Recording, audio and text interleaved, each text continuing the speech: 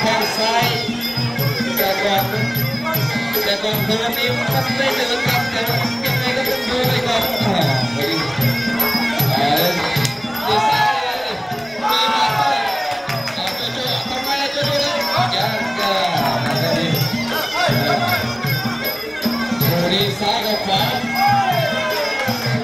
ไปออกก่อนได้เปรียบจู่ๆมีแข้งขวาเดินเฉยดีแล้ววันนี้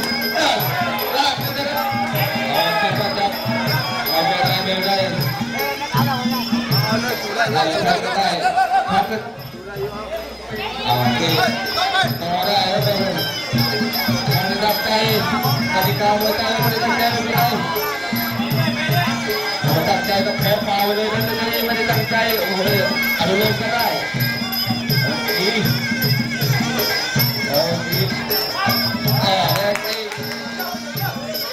แข้งซ้ายเนี่ยมันจะมีแข้งขวาคู่นี้น่าจะดูกันยาวๆเลยผมมีสกุลได้เต๋อแต่ว่าแข้งซ้ายแรงอีกจับยากเนี่ยไล่แล้วแต่ตรงนี้มันมันจะได้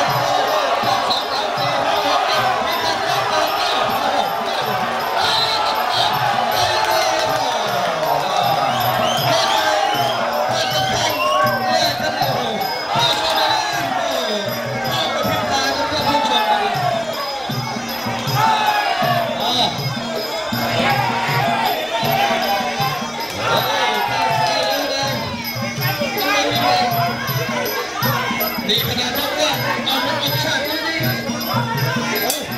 มันจะเป็นบริสเตอร์สกราว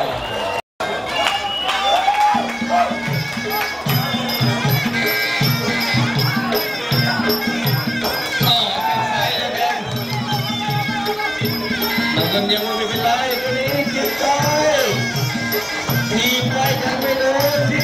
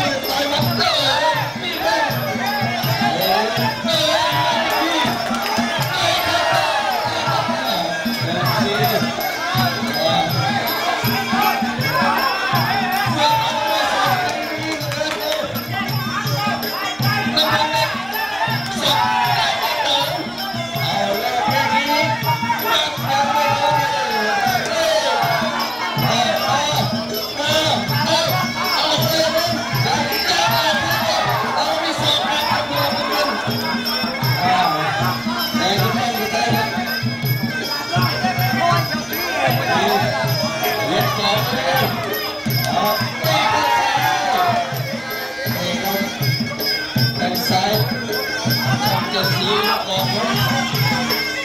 แต่ในมือชอบแต่ทำงานกันเรื่อยๆโอ้โหเองก็ไม่พอ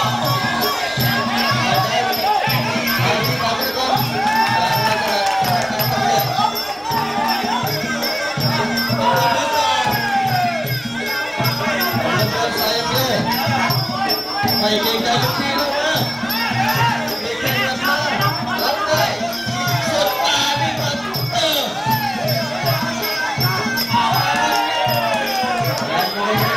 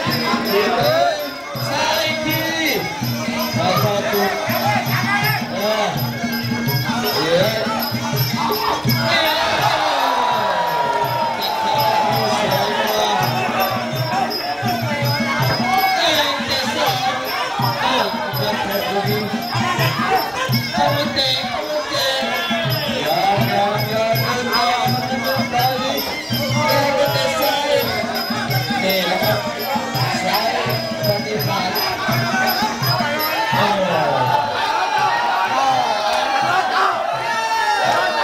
ลูกไปกำลังจะช่วยเราในนี้นะ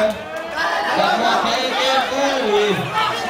โดนแข้งซ้ายหลายทีเลยมาให้ยก3แล้วซ้ายที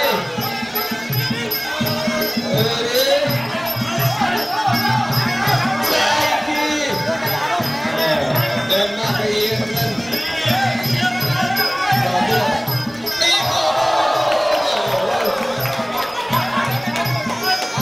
ไปก่อนนะเอาไว้ตีขวาจำเริญเดินไปซ้ายทีซ้ายทีโ